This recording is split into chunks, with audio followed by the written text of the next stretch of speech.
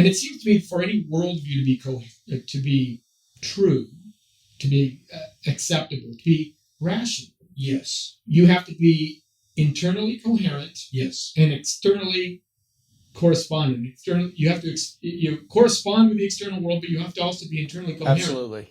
And I'm seeing scientism not do that. Oh yeah. Take, right. for example, the transgender movement, where a person in one instance can say the science dictates what's true, what's real. We only see your brains firing. The biology says it's that your thoughts come from your brains. And in the very next instant says you can't be a man or a woman. It all depends on how you feel. And my question is, well, who's the you? And this is what I don't understand with society today. How do those two things work together? Well, they don't. People just don't think enough about their view of the world in order to see if it's coherent. And so they just live, but why should they? Because, I mean, if the things outside science can't be known to be true, then we're free to create whatever we want to. The reason this is the central issue of our time, as Dallas Willard pointed out, and I put this on the inside cover of the book, he said that the idea that the natural sciences are the only things that can give us knowledge of reality is the single most destructive idea on the stage of life today. That's Dallas Willard, and I think he's right, and here's why.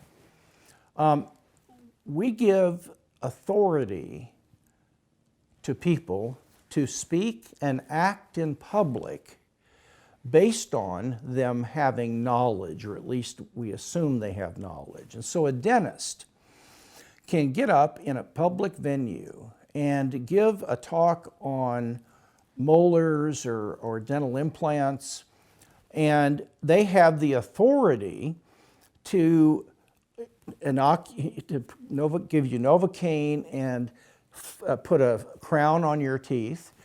And the reason they have that authority, and in fact the reason they have the courage, and if I may say so, the boldness to just do that, how presumptuous is that? I mean, imagine your neighbor doing that. It's because they have a body of knowledge, not truth.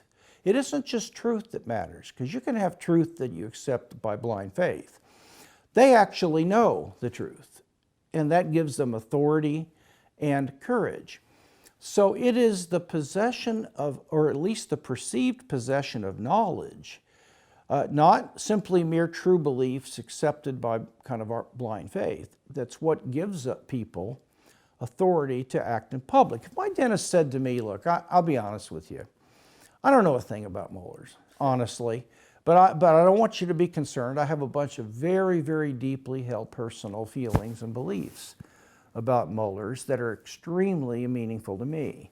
And in fact, they're so meaningful that I hired a musician to develop a little CD that I put in my car, and I play music about dentistry and molars, and it's very inspiring. May I work on your teeth? Well, that guy's not getting 100 miles from my mouth. Because why? He doesn't have knowledge. It is because Christians are now depicted as not possessing any knowledge about the things they assert, both ethically and theologically, then their assertions are marginalized and not taken seriously.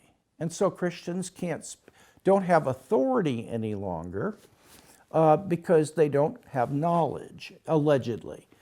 And the church's withdrawal to faith that is not based on reason and evidence and knowledge has actually contributed to the church's marginalization of itself. And so I point out in the book that we've become our own gravedigger by allowing ourselves to be bullied.